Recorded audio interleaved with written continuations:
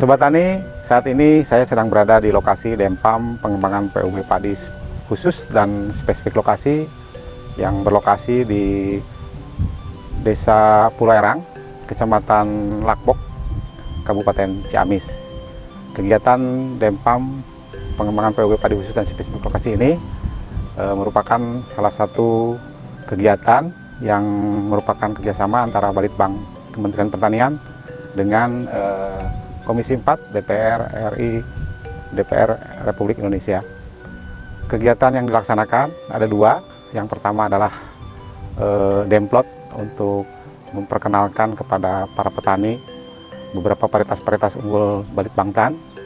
Kemudian yang kedua, kita mengembangkan varietas-varietas unggul dengan menerapkan teknologi budidaya padi ramah lingkungan. Di display varietas yang luasnya 1 hektar, kami memperkenalkan beberapa varietas, yaitu ada varietas padi khusus, yaitu Nutrizing, kemudian Pamelon, kemudian varietas unggul spesifik lokasi, ada Impari 35 yang tahan salin, kemudian Impari 33, ada Impari 32, dan ada Mantap. Nah, kemudian yang di pengembangan, kita hanya mengembangkan 3 varietas, yaitu Impari 35, Impari 33, dan Impari 32. Ke depan, kebijakan ke depan, mudah-mudahan varietas-varietas yang sudah banyak dihasilkan oleh Balitbangtan akan berkembang ke wilayah lain. Jadi tidak hanya di Lakbok saja atau di Pulau Erang saja, tetapi dikembangkan ke daerah-daerah lain yang kondisi agroekosistemnya hampir sama. Mudah-mudahan kalau sekarang hanya 10 hektar, musim berikutnya petani akan bertambah, bisa menjadi 20 hektar, bisa menjadi 30 hektar, dan mudah-mudahan seluruh hamparan ini sudah menggunakan varietas unggul baru Balitbangtan. Jadi BPTP Jawa Barat itu menawarkan solusi. Kami semua di Kementerian Pertanian paham sekali bahwa lahan subur di Indonesia itu sudah berkurang. Sekarang hanya 2% lahan subur. Sehingga kami sejak tahun 2020 kemarin itu memperkenalkan budidaya pertanian ramah lingkungan, khususnya untuk tanaman padi. Jadi pada budidaya ini kita menggunakan pupuk hayati, kita menggunakan decomposer. Nah, decomposer ini digunakan untuk menghancurkan jerami. Biasanya petani itu membakar jerami sehingga menyebabkan hilangnya unsur hara. Kemudian juga organisme yang ada di tanah mati. Jadi dengan decomposer itu, jerami yang tadinya dapat terurai dalam waktu 2 bulan, itu bisa dalam waktu seminggu sampai 10 hari. Kemudian setelah diuraikan, kita tebarkan di lahan sawah, dibajak bareng-bareng, dan ini nanti menjadi sumber unsur hara bagi tanaman. Kemudian pupuk hayati yang kita perkenalkan adalah kita campurkan dengan gabah. Gabah sebelum ditanam direndam bersama dengan pupuk hayati, sehingga nanti gabahnya menjadi gabah yang bagus. Bibitnya akan tumbuh menjadi bibit sehat. Kemudian kami juga memperkenalkan pestisida nabati. Pestisida nabati ini bersifat organik karena berbahan baku dari bahan aktif tanaman. Nah, pestisida ini fungsinya sangat banyak. Pertama sebagai insektisida, sebagai fungisida, bisa bakterisida, bisa juga moluskisida. Nah, kemudian bahan organiknya itu setelah disemprotkan, terurai oleh sinar matahari dan sebagainya, dia berperan sebagai pupuk organik tambahan. Sehingga dari hasil kajian kami, penggunaan pestisida nabati ini mampu meningkatkan produksi padi 15-30%. Dan alhamdulillah hasil panen kami tadi di lokasi Dempam ini terjadi peningkatan sampai 27%. Ini suatu hasil yang baik karena di samping terjadinya peningkatan produksi juga biaya saprodinya turun jadi 2 juta per hektar. Jadi kami harapkan dengan kita memperkenalkan budidaya pertanian ramah lingkungan pada tanaman padi, Indonesia akan betul-betul menjadi negara yang swasembada beras. Dan tidak hanya swasembada, tapi kami harapkan Indonesia menjadi salah satu negara eksportir beras yang perlu diperhitungkan. Hidup pertanian Indonesia. Sebelumnya kami bertani secara pengetahuan warisan, cuman secara biasa saja.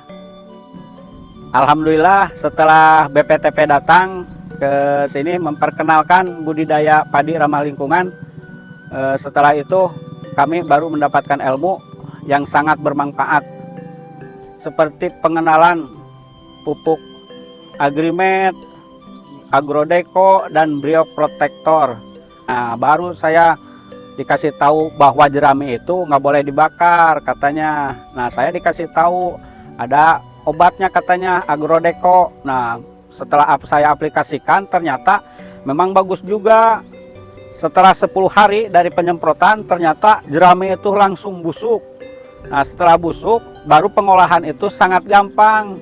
Tukang mesin pun sangat mengacungkan jempol karena tidak pernah untuk menyebar-nyebarkan jerami lagi lah katanya. Sekarang mas setelah ada diperkenalkan Agrodeco tuh bagus katanya, untuk lahan jadi subur katanya. Tapi ya yang saya tahu sekarang memang beginilah hasilnya, kelihatan bagus alhamdulillah. Untuk Bioprotector sebelumnya sebelum ditanam itu diaplikasikan sebelum ditanam 2 hari sebelumnya. Nah, untuk kedepannya kasih aja terus pakai Bioprotector dari mulai 1 minggu setelah tanam sampai mau menuju musim panen. Alhamdulillah dilihat dari pertumbuhan bagus, hasilnya juga bagus, dan hama pun sekarang kayaknya tidak ada. Alhamdulillah hasilnya sangat melimpah. Alhamdulillahirabbil alamin. Besok insya Allah akan dilaksanakan panen raya. Mudah-mudahan kita sukses. Amin.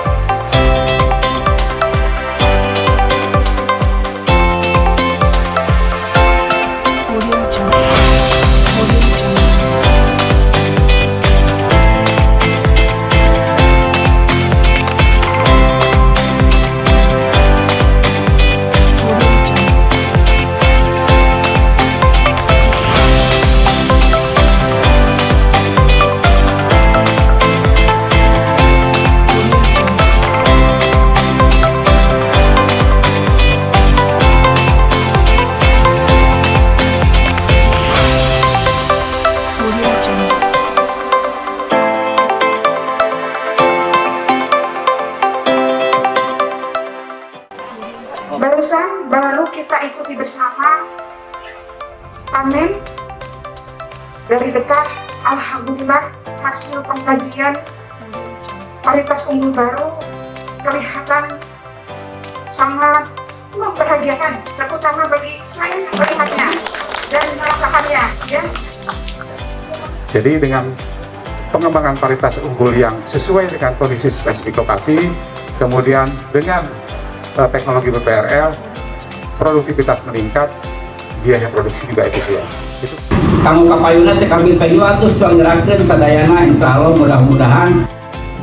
Budidaya ramah lingkungan, artinya dengan fakta yang ada memang laku, khususnya dari Ciamis produknya hampir rata-rata 5 unsur tadi Pak yang sangat penting untuk tanaman, yang memang bawah kandungan organik dan lain sebagainya sangat bawah. Jadi Bapak Ibu harus makin yakin bahwa teknologi yang kita sampaikan ini betul-betul memberikan suatu solusi. Kementerian Pertanian melalui Badan Litbang Pertanian terus menghasilkan inovasi dan teknologi, khususnya misalkan varietas dan teknologi pendukungnya untuk meningkatkan produktivitas. Nah, mudah-mudahan Poktan ini juga menjadi percontohan, menjadi pilot proyek lah, menjadi pusat informasi bagi petani lainnya yang ada di sekitar kita. Terima kasih kepada pihak kementerian, karena saya hanya mintakan buat kaki saya, minta ini, makanya saya terima kasih Pak. Gitu ya. Saya bilang jangan kasih pupuknya doang, kasih ilmu pupuknya. Ya, kemarin itu di mana-mana pelatihan. Ya, mudah-mudahan kita terus berlanjut. Sekali lagi, ini baru jatuh cinta yang pertama. Jangan sampai jatuh cinta yang tidak bersambut, malu ditolak cinta itu. untuk supaya tidak malu itu kita paling tidak kasih satu program lagi paling enggak gitu, atau paling kalau dua. Kalau keterusan jangan, nanti manja. Terima kasih. Bila tepi budaya. Assalamualaikum warahmatullahi wabarakatuh.